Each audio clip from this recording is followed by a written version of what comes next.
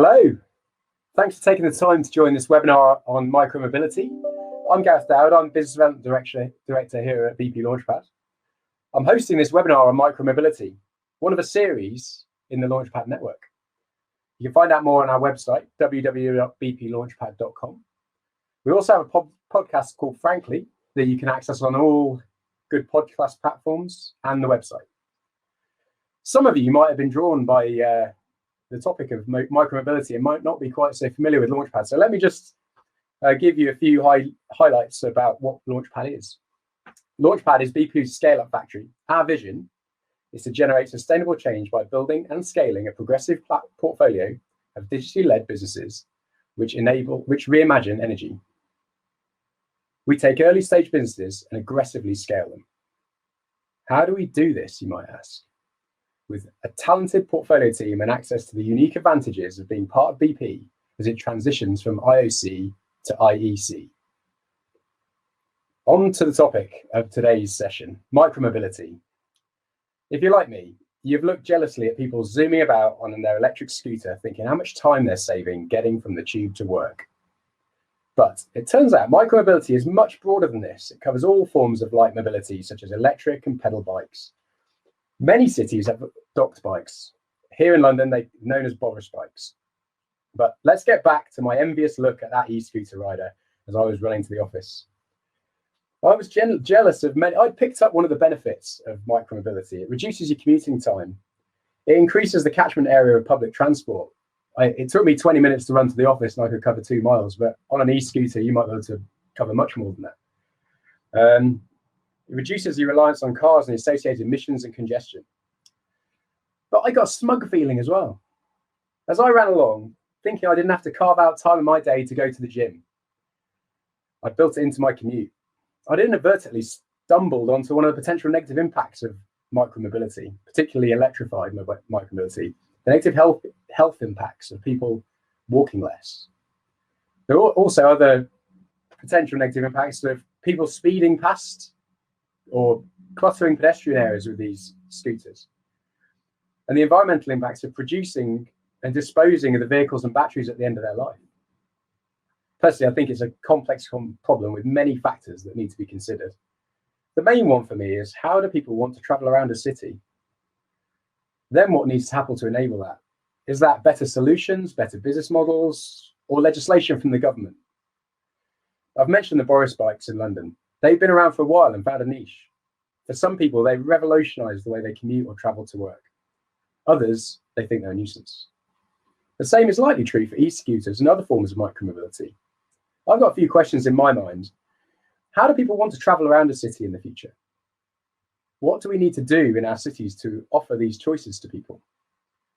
And we've got some great speakers today who I hope can get into some of this subject and really get in amongst those questions. I'd like to introduce our moderator for today's event, Andres Guevara, BP's VP of City Integrated Solutions. Thank you, Gareth. Good to see you all. Over to me, or you're going to introduce the rest? Yeah, over to me. Fantastic. Well, thanks for the introduction, Gareth. And first of all, I have to say thanks to Launchpad for inviting me to moderate such a fascinating subject. I have a lot of curiosity and willingness to learn about it, but I don't know about it. That's why we have our brilliant speakers. So let me quickly introduce myself. My name is Andres Guevara. As Gareth said, I'm Vice President for Cities in BP.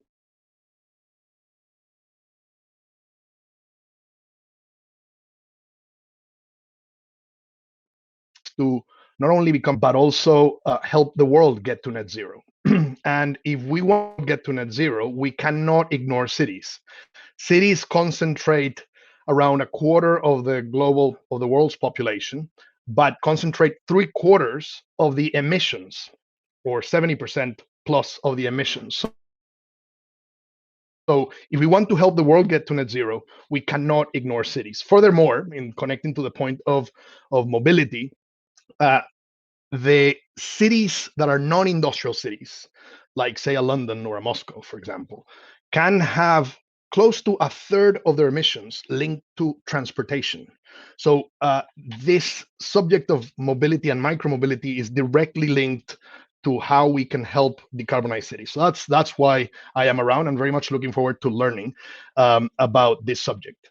Now, this is not only about decarbonization. It seems to be a massive growing business. I mean, I've seen some numbers from the consulting firm McKinsey that forecasts a 2030 market that could be up to $300 billion in the United States, up to $150 billion in Europe, up to $50 billion in China. So we're talking about not only a great impact to society, but also potentially a massive business. So enough about me.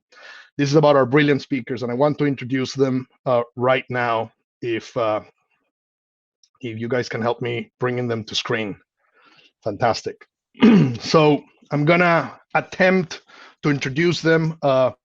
And you will get to know them when they start debating the questions I'm going to throw at them.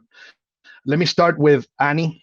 Annie, she's regional city manager for TIER, which is a European leader in e-scooters, and whose vision, not Annie's, but well, TIER's and Annie's, his vision is to lead the way towards seamless and sustainable mobility, joyful for everyone, which I really like that part, together and working together with public and private organizations to rethink urban transport and reshape cities' landscapes by offering accessible and affordable mobility services. And I think very interestingly, they're already fully climate neutral. So well done to TIER there. That's Annie. Philip, who is the CEO and co-founder of Beryl, whose purpose is to build a better world by getting more people in cities on bikes. Their mission is to remove the barriers that exist to cycling in cities, and I'm very interested because I do have my own barriers to get onto a bike, so looking forward to that. They began in 2012, and their bike sharing scheme has been adopted around the world in places such as London, New York, and Montreal. So amazing achievement in relatively short period of time. And last but not least, we have Jeremy, who's calling from Seoul in South Korea. Thanks, Jeremy, for staying late on a Friday to join us. Really appreciate that. Jeremy is the Global Marketing and Strategy Director for Blue Wing Motors. It's a Korean-based startup that provides efficient and economical solutions to reduce pollutant emissions and dust. So air quality here. Blue Wing is pretty much refurbishing motorcycles to electrify them. And by doing that, they also get into the charging network and battery swaps and so on and so forth. So what is fascinating about the panel we have today, which is amazingly brilliant, is you have a whole spectrum from scooter, bicycles, and then e-bikes, if you will, that are converted from internal combustion engine. But those are our brilliant panelists. I'm going to start with one question, which kind of alludes to the spectrum that we're seeing here. What is micromobility? I mean, how do we define it? I've been Googling about it, and they talk about weight of the vehicles. They talk about the type of technology. What is micromobility? Let's start with you, Philip. Thank you very much. Yeah, good question. I suppose at the broadest level, when you look at the sort of transport mix in a city, for me, it's sort of anything above walking and below public transport. So most practically speaking, that's bikes, e-bikes, electric scooters, electric cargo bikes, things like that. I suppose in terms of enabling technologies, I think more often than not, I don't know if this was a rule, but perhaps an observation that for the definition is there's also pretty much always some level of connectivity between the vehicle, or at least the rider, and some sort of asset tracking and sort of city dashboard type technology as well. But I prefer to think of the broad, sort of. I really like that framework. Transport. Yeah, I love that framework. So let me ask a provocative question. So would Blue Wing Motors be micromobility in your framework? That's a good question. Well, I think basically probably not where it's a privately owned vehicle, right? Like if it's just being used. I think there has to be some sort of cutoff, and that's why it sort of gets into that public transport bit at the top. Like as soon as it's closer to that public transport bit, it's becoming more of a public good, right? It's provided as a public good, whether or not the finances come directly from a state to implement public transport, or whether it's part of a publicly controlled contract. I think certainly the way in which people refer to the word, as you get to that sort of level, it's there's some level of sort of public good that comes with it. Thank you, Philip. Jeremy, what is your view about what is micromobility and how does Blue Wing Motors fit into that? From a broader view and in a simple way, I want to define micromobility as a mode of transportation that helps consumers move seamlessly in the crowded city, especially dealing with first and last mile challenges so that it can help alleviate the congestion on the road. And from that, I believe Blue Wing Motors is a part of this micromobility industry because we are contributing to this kind of mode of transportation on the road. Thank you, Jeremy. Annie, what about you? What's your view or definition? Yeah, thank you. And just a quick caveat, I apologize. I'm in a shared workspace right now. So if you see people in the background, they've been kindly donated this space by the London Museum of Transport today. But I'd say I take a broad view. Micromobility, I normally take as the more size definition. So not necessarily the model by which you own or rent it. So that can cover, I'd normally say bikes, e-scooters, e-bikes, e-mopeds being one of them. We actually have all of those as a company, but I was interested, actually, I did some Googling too, Andres, to see if what other people thought. And I saw that some people even include walking as micromobility. There seems to be more of a separation of the active forms and the inactive electrified forms. But I was interested to see on Sustrans's website in the UK that walking is counted by some. So we all learned something new this week. Okay. Well, and I hear that there were some internet issues when I was doing my introduction. Apologies. I think we can take any question to me about myself later. But fascinating to see the spectrum of what this is, and clearly it's a young industry, right? So it's still defining exactly what it is, and it might never be exactly defined. Let me go deeper into the subject now. I think we've heard a lot about the opportunities or the benefits of micromobility. I'm curious about each of your views about the opportunities that you see, but also what are the challenges? And I want to share a personal experience from this morning.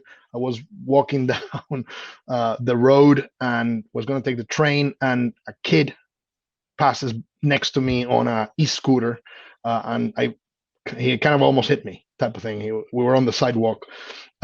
So obviously that brings to my mind safety as one of those challenges, but interested in your views about the challenges from each of your perspectives, legislation, whatever it is, dumping data, age restrictions, environmental impact, charging and maintenance, whatever else I'm missing. Let's start with you, Jeremy. How do you see the challenges of micromobility and any particular opportunities that have not been mentioned? First of all, there seems to be many challenges of micromobility, especially in Korea and in Asian markets, which can fall into two categories, I think. One is with the potential to be handled by development of technology. A lack of infrastructure, such as charging station, and the issue of maintenance are more likely to be handled by technology. Battery will be improved while getting cheaper, and the data obtained by operation will definitely reach the point where the issue of maintenance can be effectively dealt with. Even challenges from hostile weather patterns also can be addressed by relocating resources to more pleasant weather areas. Also, by introducing diverse pricing policies in hostile seasons, players can stay competitive in the market. However, regulation itself is a totally different story. It poses some existential existential threat to some micromobility providers. In Singapore, after the ban on the use of e-scooters on sidewalks, 90% of its population is gone. And the service providers are struggling to find another market in like Thailand and Australia. And food delivery platforms that have been dependent on e-scooters are looking for another transportation mode, which is quite costly. And also in Korea, almost a similar policy has been implemented, like compulsory helmet policy. And it is expected, because of that, 30 to 50% of revenue will be reduced because of that policy. And that number is quite daunting, I guess.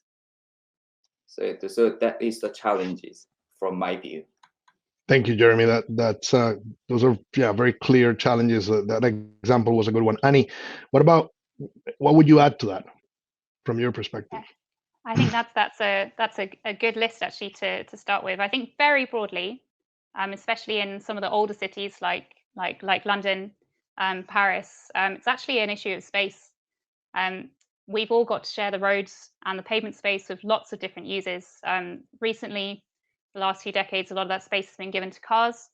A lot of micromobility's advantages are the size, whether electric or not electric. They're much smaller vehicles, it takes up much less space in a car, less polluting. So I think the perception of space, I think that's where a lot of the challenge is around. The example you gave earlier of kind of where people are using their scooters. I think from an e-scooter perspective, because that's currently what my main focus is on. Yes, regulation. It is a challenge. It's a new area for a lot of people, but also for governments. We work very hard to partner with governments and cities to kind of help guide through that from a user, company, and city perspective. Not just kind of going in and taking control, but really working step by step, because every city has a different need and different approach.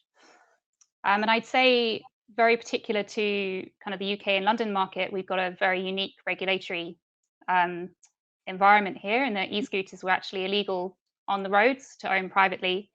And the only legal way to currently use them is through one of the regulated trials. So we've had a lot of effort gone into education, understanding public perception, encouraging safe use, and really differentiating between what a lot of people have first in their minds, which is the private ones they've seen on the roads, and kind of how we're introducing them safely. I mean, I think I also agree with a lot of what Jeremy has said around kind of, I won't repeat the same things on technology and supply. Thank you, Annie. And Philip, your view on this? Yeah, I think it's linked to space, but I think safety is a big barrier. I think it's undoubtedly the biggest barrier to people choosing right now to cycle in cities, and the same vulnerability that a cyclist faced is the same vulnerability that an e-scooter faced or an e-cargo bike rider faced, etc., etc. So that's very much linked to the space point that Annie was making. And also, like, there are no secrets here with safe space for cycling and for scooting. If they build it, they will come. It's one of the few things you can say that about and it be true. You see that over and over again, where high quality segregated space is created for vulnerable road users like cyclists, etc. Then cyclists are created, and we saw that massively, certainly in the UK, and I think lots of other places at the start of the pandemic when the cars cleared of roads. So I think that's one of the big challenges to adoption is things that we can do to make it safer. And then I think, linking through to, certainly from a tier and a barrel perspective, focusing on the shared market and, doing everything that we can to ensure that it's seen as a, public benefit and sort of part of the sort of essential infrastructure of transport within a city. We then have to work really hard on, what makes something public, like a public good. So, equitable access, fair access, affordable access, etc., is something that has to happen, and sort of the frameworks through which that can be delivered, both in partnership with cities and directly from operators to to individuals, so that it becomes just a mass adopted thing, and not just used by, to be honest, what still is too small a section of society. Got it. And I think safety came up very clearly, regulation as well. I wanted to pick on a couple of ones. You mentioned in your definition, Philip, for micromobility, there's a degree of interconnection or digital component to what is considered micromobility. And that takes me to the subject of data and privacy. What is your view? What are your views about data and privacy of people getting on and knowing being tracked or not being tracked, about where they go and where they stop and when they did that, and so on and so forth? That's kind of question number one. Question number two is about, we talked about all the environmental benefits, right? Pollution, less congestion, less noise. What about when these devices come to the end of their life? I mean, how do you deal with disposing of them in a way that is actually environmentally friendly? So data privacy and dumping. Over to you, Annie. Yeah, thanks. So we do have to comply with regulation on privacy. I mean, in the UK, that's still GDPR. I know that's being reviewed, but I mean, we can't pass on any individual's details. We do take a driver's license check as part of the conditions of the trial to see if they're eligible to ride, but we don't match that up to we don't actually see that internally ourselves. So I think on the privacy side, we're very much kind of in line with well, it's regulation. Sorry, what was the second part of the question? Was what happens with one of your e-scooters? Oh yeah, dies, so we recycle. What do you do with it? We've committed to recycling all components. We also have schemes where we refurbish them and can resell them. In the UK, we actually have a scheme where we will buy back the private ones in exchange for credits as well, and kind of refurbish them and sell them in other markets. So we are committed to recycling. I think that's something that, as an industry, I can say it's definitely been improved upon from the initial viewpoints of the first couple of years of micromobility. The scooters are a lot more durable as well. They last a lot longer, a lot different usages, different weathers. But yeah, we will recycle all components at the end of their life as well. Thank you. Very clear. Philip, what about from a barrel perspective? Yeah. So I suppose that definition I gave, I don't know, maybe I'm trying to sort of draw some boundaries just to stop us as an industry sort of bleeding over into, anything that's moving in a city. But maybe it's a useful construct. I mean, I think, so from a data privacy point of view, I can give an example of, so we provide a whole, I just don't think there's any need any longer actually for there to be a data privacy issue, because what we're able to do and what everyone is able to do, I say that very flippantly and knowing it's a complex issue, but the vehicles that we have and everyone has deployed are, as particularly in a sharing context, are the asset of the company or the municipality, and can be and should be sort of completely devoid and divorced from the method of access that somebody has to that vehicle.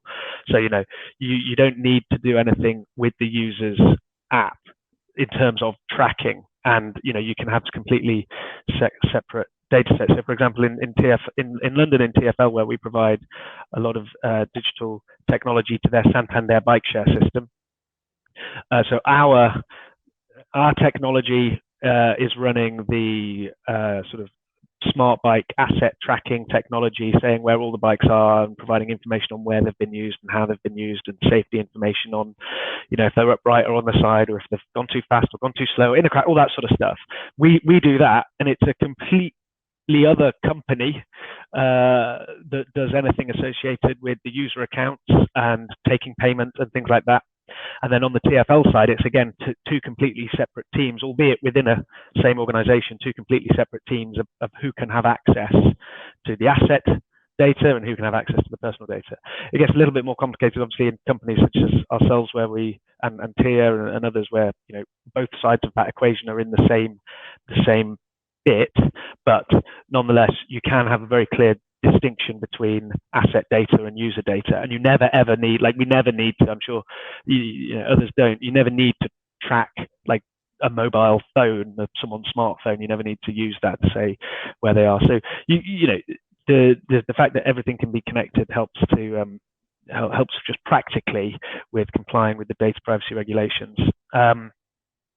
Yeah, and then of course, I mean, dumping end of life sort of stuff is massively significant. It's the only reason why any micromobility system wouldn't be profitable is because something happens to the vehicle that shouldn't happen to it.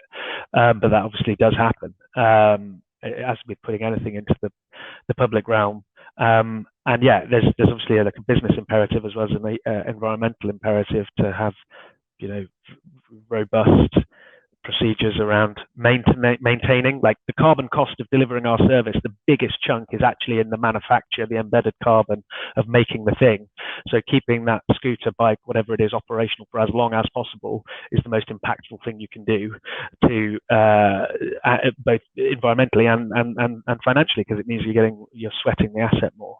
So I think everybody does a lot of things on that, and luckily, like that's an established business practice from across the transport industry. It's just that we're applying it to far more smaller things rather than a fleet of airplanes or whatever else.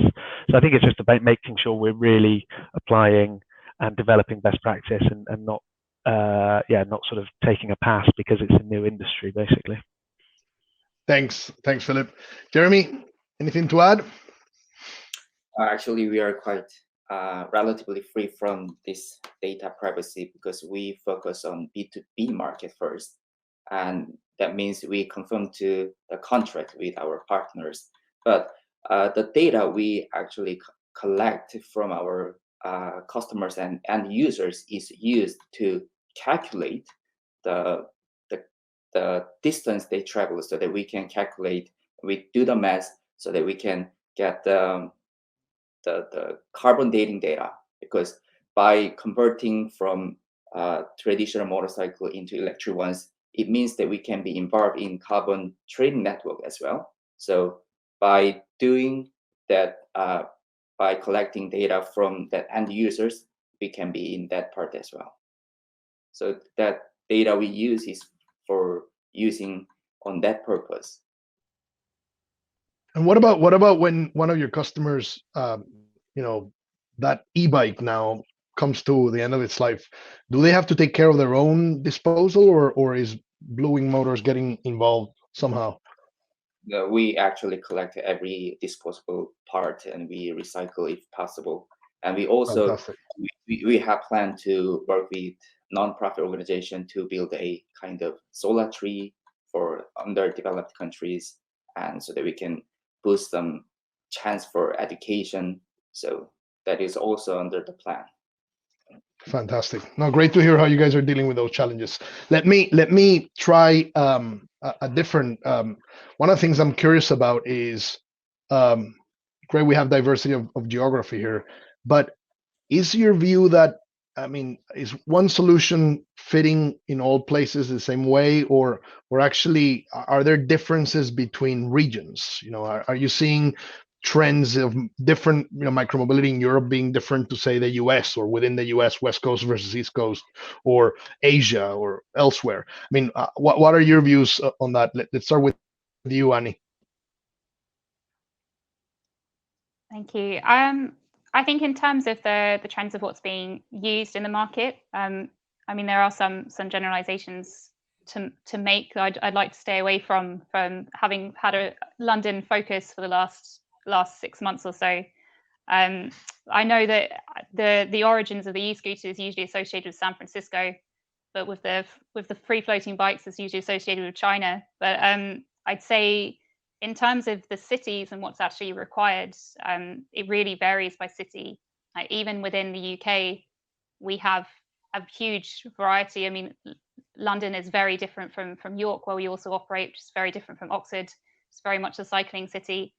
And we operate across Europe, and each city has a very different need in terms of what they want in terms of the type of vehicle, kind of the way that is it parked or is it free floating. In some places we have e-mopeds. So I think I'll keep my answer to relatively smaller regionally and let the more international focus come from the others. Philip? Yeah, so I guess observations as much as anything. I think of that mix of vehicles, it's amazing and in some ways baffling to me how, but good, how of that whole mix, like riders love e-scooters, like kick electric scooters. People love them. Like you spend, governments and people and businesses spend lots of time trying to encourage people to walk, trying to encourage people to cycle, and all of the public health benefits of all of that sort of stuff. And you put a scooter in front of someone pretty much anywhere, as far as I can tell. America, Europe, in Asia, Australia, and like people love a scooter and they will ride it. And then beyond there, yeah, I think there's bigger influences. There's more sort of cultural influences that play a bigger role. Yeah, so cycling and adoption of cycling in Europe obviously is higher.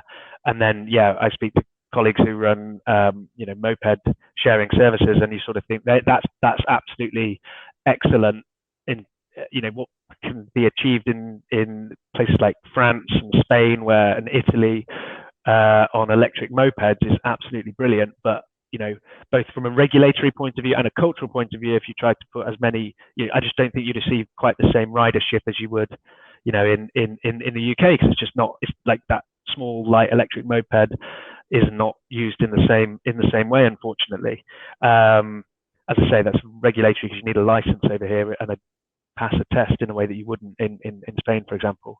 So yeah, I think some of this is observations rather than first-hand experience, but I think yeah, broadly speaking, I think there is geographic differences, but it is still fascinating to me that the e-scooter, the kick electric e-scooter is of all of them, I think pretty consistently very well used. Yeah. Fascinating. Jeremy, what's your view from Asia? When Blue Motors was established, the focus, we focus on the domestic market, I mean the Korean market, where the number of motorcyclists is around 2 million. And the market response was that enthusiastic compared to that from other Asian markets, where the number of motorcyclists is around 70 million to 100 million.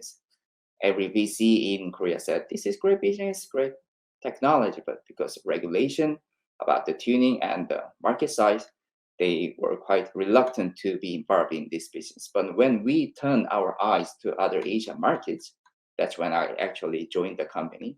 We found that our business and technology are so enthusiastically hailed and accepted. It does not mean that other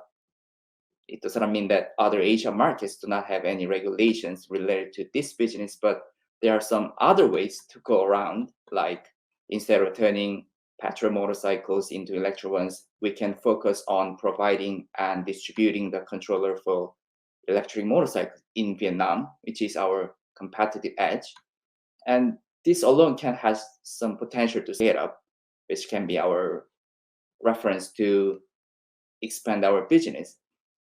And sometimes, and you can expect that things are picking up in some target areas. And in Indonesia, which is one of our target market, and around 100 million motorcycles are on the road, the government just started an initiative to convert air polluting motorcycles into eco-friendly e-motorcycles. And we believe this initiative will positively affect other Asian markets where the problem and severity of air pollution is shared.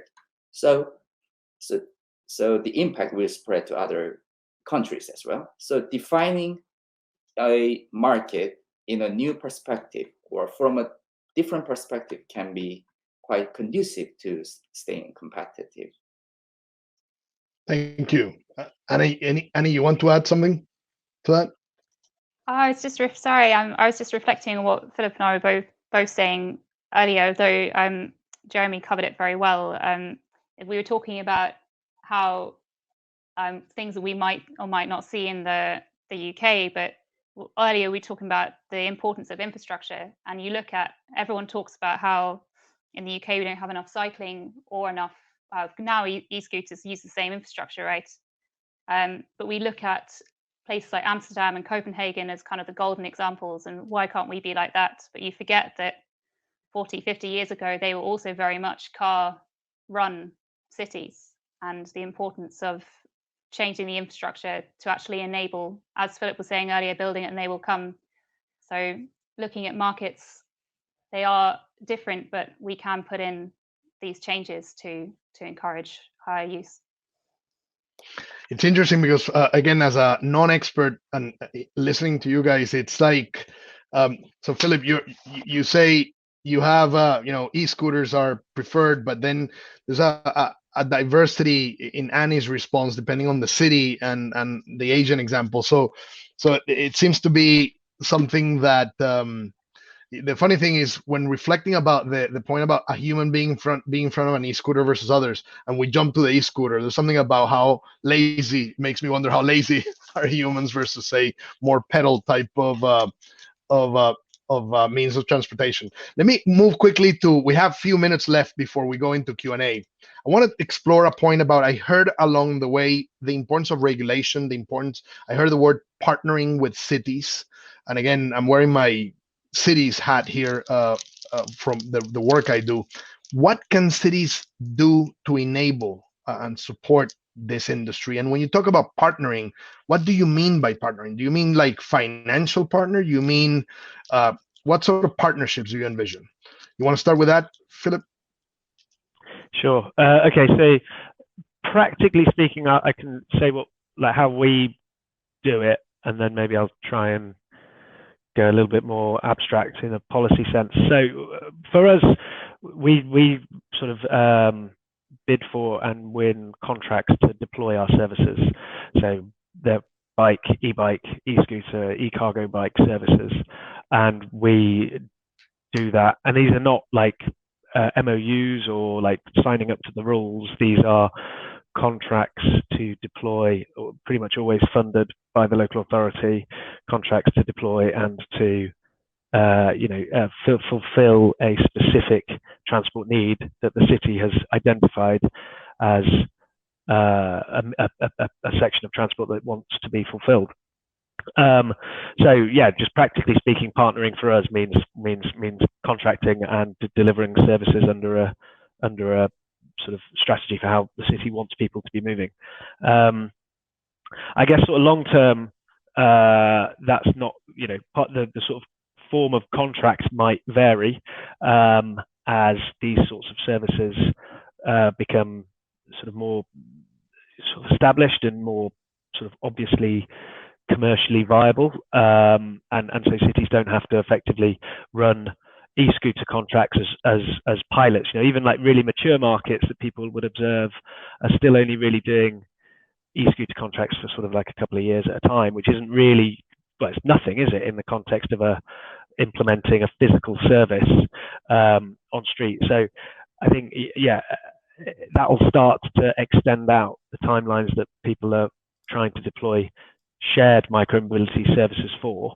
And once you've got that longevity of contract, longevity of service, it looks much more like a traditional public sector contract, probably. Like, as I say, regardless of whether it's a sort of concession-based contract that's perhaps got parallels to outdoor advertising, where an outdoor advertiser might bid for a 15-year contract, or an EV charging concession contract where they might bid for a 15-year, 20-year, 30-year contract, versus something more like an operator contract where you bid and win for something to operate it for 5 years or so. So, I mean, I think it will.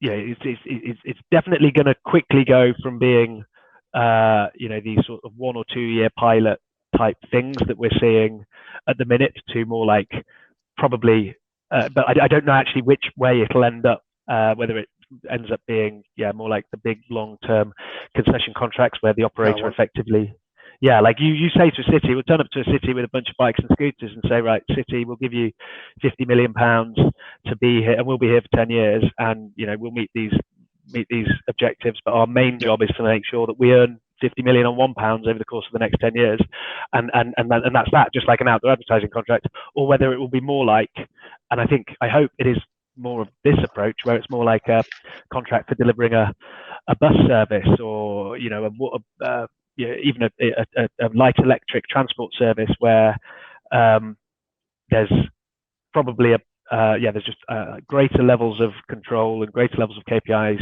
and greater levels of thought around how that particular service fits within the broader transport mix. And that might mean it's a little bit more expensive for cities because they're paying for a different level of service. But I think overall, like, people in this industry have to think that that is where it wants to go, because the only reason you're in this industry is hopefully because you believe that you can get people to make more sustainable journeys, and undoubtedly the most sustainable sort of city is one where there's effective public transport that is so critical role. I mean, absolutely critical role for example, Beryl in this case. Let me go to the other side of the spectrum of our audience, of our speakers here. Jeremy, what is the role of the city? You talked about the business model for Blue Wing being B2B. So what is the role here of the city? How do you see it? From my view, cities should draw a bigger picture for highly sophisticated and integrated mobility platform. Building an integrated platform is more than just offering clean and fast transportation modes. It should be more than that. It should be designed to keep evolving and incorporating new modes and new technology whenever they come to market. Seoul already has an extensive network of public transportation, and it has been voted as one of the best in the world for its ease of use and cleanliness and frequency of service. And it is also quite famous for its reasonable fare, as transfers between several lines and bus and between several lines are free. And this fare system is based on rough distance traveled. So even though there are different interested parties and operators, this kind of system is made possible because the city takes the lead with willingness and authority by subsidizing operators involved. So as public transportation is one of the welfare programs that can have greater impact to the public. So to go one step further, the city should be an orchestrator to make mobility as a service a reality under each roof. So I don't think no private players can do that. And in that space, micromobility can be incorporated to that integrated platform as one service option, so that consumers are able to have many options as possible. Then residents in a city with a fully integrated platform would be able to utilize the best modes of transportation at the best time, at the best price, with the great ease. So that's how I think that city should work. Thank you, Jeremy. A fundamental enabler there. Any different views? I suspect you might be close to how Philip is seeing it, but you correct me if I'm wrong. I'm pretty close to both, actually. I think the city is a facilitator, and I think Philip's point on how right now we're very early and like how these will evolve over time. I mean, in terms of what we define as a partner at this early stage, I think it's very much taking from the beginning. I mean, a city is defining what its needs are in a tender or procurement process, but really working with them stage by stage. So from as early as possible, really, to understand their needs and kind of guide in the process, especially while we're in this trial phase. We're learning so much about, we've got learnings from other markets, but we're learning so much as we go about of where parking should be, what the needs of Londoners are, who's using the service. And that's something that we're feeding back almost daily. And I think also we're talking about the city as a government entity, but actually I'd say also broadening out a little bit to other stakeholders. I mean, working with the police, but also working with big community groups, really embedding in the community with businesses and residents as well. So seeing kind of city as slightly broader is something that we've been approaching, and not just us, but the other operators in the London trial as well. I know it's been a very different way of working, and it's been actually really enjoyable working in partnership with who would normally be competitors on this stage. Yeah, and I relate to that again from a BP perspective, working with cities. The cities play a massive role enabling things. They can also be partners and customers that have kind of anchor demand or assets that can make an effect change. So I completely relate to that. I'm conscious we need to move to Q&As. I just want to ask the last question, and each of you please give me your 30-second answer. Where is the future of micromobility? Get really visionary with me, please. What do you think is the art of the possible here in 2030, in 2050? Impress me. Jeremy, you want to start? Sorry, I lost you. Please. The future of micromobility. Get really visionary with me. Where can this be in 2030 or 2050? Don't tell me teletransportation like Star Trek, but if you want to believe that, that's fine. Actually, by 2025 or by 2030, I believe there will be some better modes of transportation, such as robotaxi or robo-shuttle. And in that case, micromobility, such as e-scooters, also can be one option. But I think it can be some minor options as well, because many customers will flock to some robotaxi, and some even go further to chase some tram or whatever it is. So if autonomous vehicle is on the market, I think it will dominate the market. Got it. Philip? I'm going to be optimistic and disagree that, like, the utopian view of city mobility in like a sort of 40-50-year timeline would be that, certainly in the context of urban areas, like more individual journeys and more passenger kilometers, well, maybe not passenger kilometers, but more individual journeys are being made on, well, first public transport, and then secondly micromobility. Actually, first walking, then public transport, then micromobility, then, you know, automotive, whether it's autonomous or otherwise, below that. And I think, I think that would be the aspiration, and I think that would be the best outcome for society. Like, and I think the other thing that we haven't really spoken about a great deal is sort of the technologies that are developed and like the OPEX challenges that we spoke about before that are like eminently solvable. Like bigger, more complicated businesses have solved, or bigger, more complicated challenges have been solved from an OPEX perspective. Like that will be easily solved, and then it's a case of you know, we've spoken about moving people, but moving things becomes a massive role as well for the sorts of modes that we're talking about. You know, if you're moving a person, generally, like your incremental revenue that you need to generate from that trip is higher. But if you're moving things, it's lower, and if the cost to serve is lower because the OPEX gets better, then we can also be moving lots of things as well as people on the modes that we're developing currently in the micromobility industry. So yeah, I think it's got a massive role to play. And as I say, I think it will be providing more journeys for more people than cars in cities, autonomous or otherwise. That would be fantastic. And Annie, your 30 seconds on the vision of the future. I'm really hesitant to answer this question because in a previous life, I used to look at future transport, kind of the really out there stuff, and it changed daily. So if we were looking at all sorts, and I know people love the idea of the flying drones and all of that, but I'm actually going to agree with Philip here. And I know that a lot of the ambitions of cities, I mean, I think London is aiming to have a huge increase in trips by public transport, walking, cycling, reduce reliance on cars. And so I think, just to add to, because I believe very much in what Philip was saying, and also in the humble bicycle, and kudos actually to Beryl, because the shared e-bike service in Hackney, I'm extremely excited about that. Not Hackney, it is Hackney, isn't it? Yeah, I've got that right. I always get it. Right. Walthamstow has a lot of stuff going on.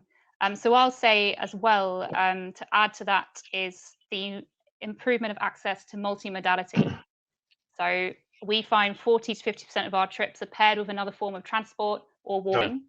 And there's huge development happening right now in mobility as a service and multimodal routing. We're integrated with over 30 of these across Europe. And I'm really excited about this space, and to be able to, as a user, kind of filter your journey and to actually be able to see how you could take it in a greener way, and what your different options are. And also, I mean, I'm going to add one as a woman here, which is the safest option, not just from safety as we've been talking about it, but traveling alone at night. I mean, I think there's just so much here that's happening. Great and that's probably more than 30 seconds, so I'll stop. Great point. No, fantastic and awesome. I'm gonna jump now to questions from our audience, and we're gonna need to have tons of questions. But let me start with, we're gonna need to pick some. So Stephen's question is, I'm gonna read it. So please raise your hand if you want to pick this one. When looking at your current client base using e-scooters, so I guess Annie, one for you, have you recognized a trend on the demographics of the type of person using them? You mentioned me, so I'll go, but I know, Philip, you guys are doing this as well. Oh, sorry. Yeah. It is something that we're constantly monitoring. It is currently, I don't have the stats to mind, I'm afraid. The current majority is usually male, kind of under the 35 bracket. We're working really hard to kind of diversify this. In London, we're working with TfL and different research and charity groups to really try and diversify this. I mean, this is actually very personal to my heart as well. In another role, I help run the Women in Mobility Network in London. And we really want to, I mean, actually the event that I'm at today, kindly invited by the London Transport Museum, there are 2 of us on the stand and we're both women and we're getting more women to try it in kind of a safe environment. So what barriers there are to different demographics using the e-scooters. So yeah, I can look up the stats later for an actual breakdown. Thank you. Philip? Yeah, I agree with Annie. So historically, when we've run bike and e-bike share services, our demographic split on gender has been pretty much 50-50, actually slightly skewing more towards female riders being the ever so slight majority of our riders. Since we've introduced e-scooters, it has swung the other way. You know, it's perhaps overall in the overall network now, it's maybe like 65, even as much as 65 male, 35 women. And so, yeah, e-scooters definitely at the moment, and as Annie says, you know, an unacceptable position that we've got to try and figure out is, yeah, e-scooters definitely appeal to young men more than any other demographic. It's also a bit perverse as well because you know, we run e-bikes in a few different places, three or four different places, and they appeal more to the older generations. And so I don't know, like you might look at it and think that's logical, but also on the flip side, you might say, well, you know, at least with an e-bike, there is some level of you know, activity. There's some level of thing required to do, which naturally would normally lean toward a younger demographic. But that it doesn't happen like that. Certainly for us and anyone else I know in the industry. So yeah, bikes historically are a real mix. E-bikes toward an older demographic, and e-scooters, yeah, are the sort of bad boy in the corner at the minute. Yeah, sorry, just to add to Annie, you have your that, hand raised, yeah? Sorry, we have the same on we have the same on our e-bikes actually. And actually something I meant to mention earlier that makes me extremely happy is that yesterday came out in the news that last year there was a 50% increase in women cycling. I am actually personally one of those people, so it is changing.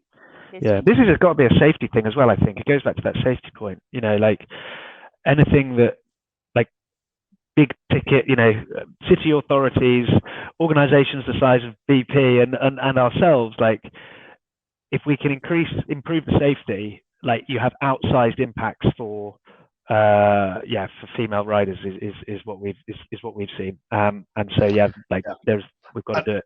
And I've seen a fascinating initiative in India, for example, of a company that trains women to ride e-scooters and bicycles, which is a fascinating way also to empower and, you know, and obviously improve, you know, social justice, equality, and so on. I think we need to move on to the next question, if you don't mind, real quick. This one is coming from Octav.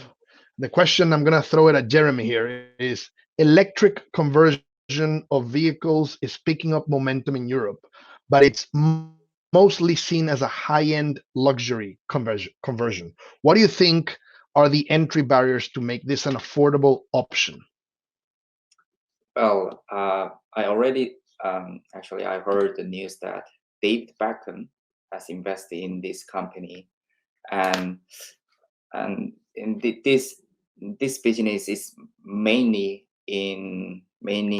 about converting some classic vehicle to electric ones. That's what I learned from reading on this article, and that itself actually a classic not classic motorcycle, classic vehicle itself can be a entry barrier to make this an affordable option. Not all the people can have classic vehicles that cost a lot, so that's why we focus on some commercial motorcycle first, and yes, and also making a lab is also quite different from building a lab for electric conversion of vehicles like classic vehicles. So this business, I mean, converting classic vehicle is too asset heavy. Yeah. But electric motorcycles is like asset light compared to that one. Absolutely, completely. Let me go to a question from Paul, which is kind of linked to the first question, but let's explore with Philip and Annie here. What do you think are the proportions of previous travel methods that current e-scooter users come from? Car, train, bike, walk. You have any insights about that? We need to be quick, please. Yeah, so many questions. It is unfortunately definitely walking. And that's the same for all operators. More, and that's so there's no net benefit to anybody for those journeys. That's not yet. Yeah, not yet. Then so for us, and I think this is consistent across it does vary per city as well, right?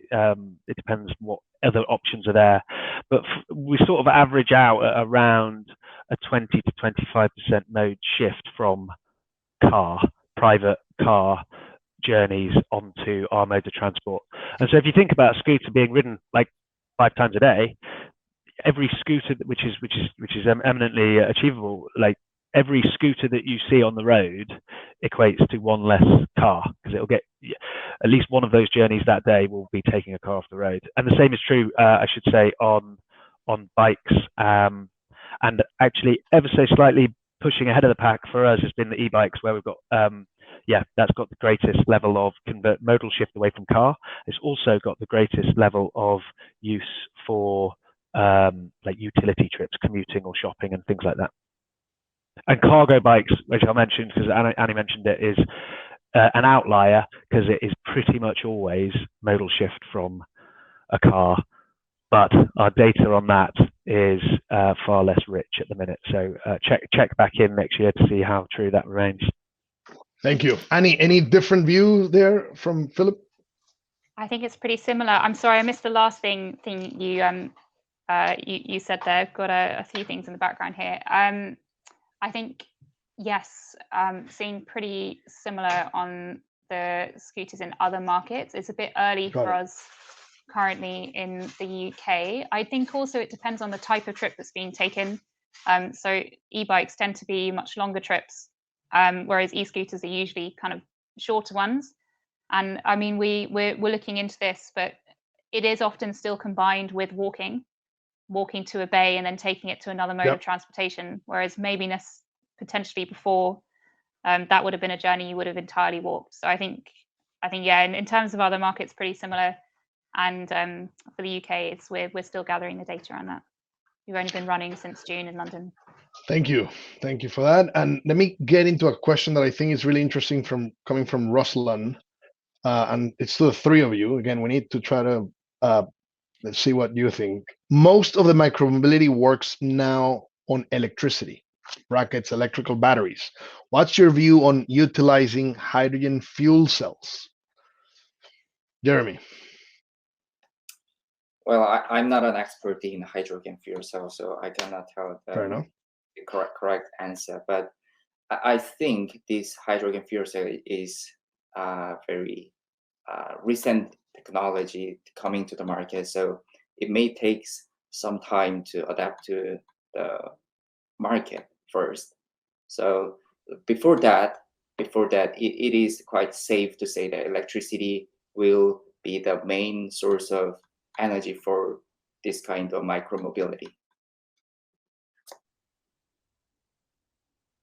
Thank you. Philip? Yeah, I'm just nodding in agreement. I think from what I understand, also not an expert, it seems like hydrogen has much better sort of medium-term use case on like heavier mobility, new right. forms of traction for rail and things like that. And obviously the big issue with it, the sort of unlocking thing, I suppose, with it as well is making sure that it's green electrolysis to get hold of it. Otherwise, it's a bit of a false economy. But there are, just out of interest for the person who answered, there are like a couple of cool like hydrogen powered bike kits you can buy. If you search the internet hard enough, you can find little or there are startups working on little aftermarket hydrogen fuel kits for bikes. Fascinating. Any different view, or you also agree that hydrogen seems? Yeah, I'm afraid it's similarly, it's not quite my area. I'm afraid to give an authoritative answer. No worries. But I think from a BP perspective, I think we agree with what you mentioned, Philip, about seeing hydrogen more for heavy long haul transport rather than kind of the light duty vehicle end of the spectrum. So sounds aligned there. I have a question here. Anonymous: micromobility helps to increase transportation equity, providing more residents with equal access to transportation options. What do you think? Let's make it yes or no answer. Jeremy? Definitely yes. Definitely. Andy? Yes. Oh, it's too nuanced for yes or no, but yes, with caveats. Okay, throw a couple caveats. Go for it. I'd say the distribution of the service, where we're working with councils to put parking bays, whether they're in residential areas versus just transport hubs and offices. So it's like really important for ensuring it's more equal. And I'd encourage people to read New York, which is also relatively recent, which is quite interesting, the areas of the city they've chosen. I'll stop. Thanks. Philip? Yeah, I agree with Annie. Basically, yes, but like it's definitely not doing it as well as it actually could do right now and should do in the future. And I'm going to close with the last question from Paul that has to do with safety. And let me see if I understand this one correctly. Why do you think we call inconsiderate riding safety? There is little difference between e-bikes and e-scooters, but they are treated very differently. And this seems to be due to poor rider behavior. You want to start with that, Annie? It's a good question. I'm trying to think how best to answer it. I see part of it. I've been answering a lot of questions from the public in the last few days. It's been it's why I'm in this shed. I think partly e-scooters are noticeable because they're new. They're more people kind of reading about them in the news and kind of seeing them on the street. It's something they haven't seen before. I think that's one reason why they stick out from a public perception. Why do we think we call inconsiderate riding safety as a definition? Is that the question? Or I think so. Why do you think we call inconsiderate riding safety? Yeah. I think it's the safety of the riders and other users, and we're doing a lot of communication and education around how to use them safely. And we've got in the UK a lot of hoops you've got to jump through to ride one. But I think from a public point of view, it's a lot of it is the novelty. Great. I think with that, I'm gonna first of all say thanks to our speakers. Thanks particularly to Jeremy for joining so late in Korea and South Korea at the moment. Thanks for that. Really appreciate it. Just want to wrap up by saying that from a city's focus perspective about decarbonization, this is absolutely fascinating. As I said at the opening, which I think was a bit interrupted by my poor internet, quarter of population in the world lives in cities. Cities are responsible for 70% or more of the emissions and that we have in the planet. And the human emissions, I mean. And of those emissions, cities that are non-industrial like London can have up to 30% of their emissions linked to transportation and mobility. So this subject is extremely relevant to me. I've learned a lot. I want to thank all three of you for the insights you've shared and the openness. And over to the Launchpad team. Thank you very much.